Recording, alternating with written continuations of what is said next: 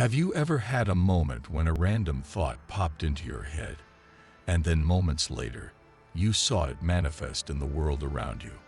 Maybe you were thinking about an old friend, and suddenly they called.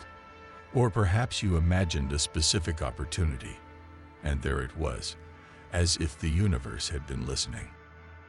What if I told you these aren't just coincidences? That there's actual science suggesting your mind might be far more powerful than you've ever imagined? That reality itself could be responding to your consciousness in ways that defy conventional logic. For centuries, mystics and sages have claimed that separation is an illusion. Now, cutting-edge physics is beginning to agree. The discovery of quantum entanglement revealed something astonishing. Particles that have once interacted remain mysteriously connected, instantaneously influencing each other regardless of distance. Einstein called this spooky action at a distance because it violates everything we thought we knew about time and space. But here's what's truly mind-blowing. If this phenomenon exists at the subatomic level, and we're made of those same particles, what does that say about us? About our thoughts, our intentions? Could we be entangled with the world around us in ways we're only beginning to understand? Consider this. Your brain produces about 50,000 thoughts per day. Each one is an electrical impulse, a measurable energy signature. And energy, as physics tells us, cannot be created or destroyed, only transformed. So where do all those thoughts go? What happens to that energy? Research from institutions like the HeartMath Institute shows that our hearts generate an electromagnetic field that extends several feet beyond our bodies. This field changes based on our emotional state. It's stronger when we feel love or gratitude, weaker when we're in fear or anger.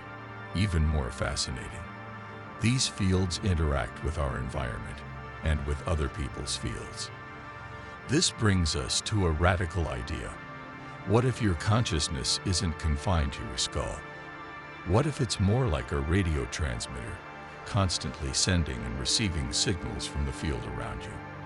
And if that's true, what kind of reality are you broadcasting? Most of us walk through life unaware of this constant dialogue between mind and matter. That's because up to 95% of our mental activity happens below the surface, in the subconscious. This is where our deepest beliefs live, the programs running in the background that shape how we interpret and interact with reality. These subconscious patterns were largely formed in our first 7 years of life, when our brains were in a hypnotic-like theta state, absorbing information without critical filters. The beliefs we formed then, about ourselves, about how the world works, became the lens through which we see everything now. Here's the crucial insight. Your subconscious beliefs act like a filter, determining what information from the quantum field you notice and what you ignore. This creates what psychologists call confirmation bias. We see what we expect to see. Your expectations literally shape your perception of reality. So how do we work with this? How can we consciously participate in shaping our reality? First, become aware of your subconscious programs. Notice your automatic thoughts, especially the ones that begin with "I can't" or "I'm not." These are clues to your underlying beliefs.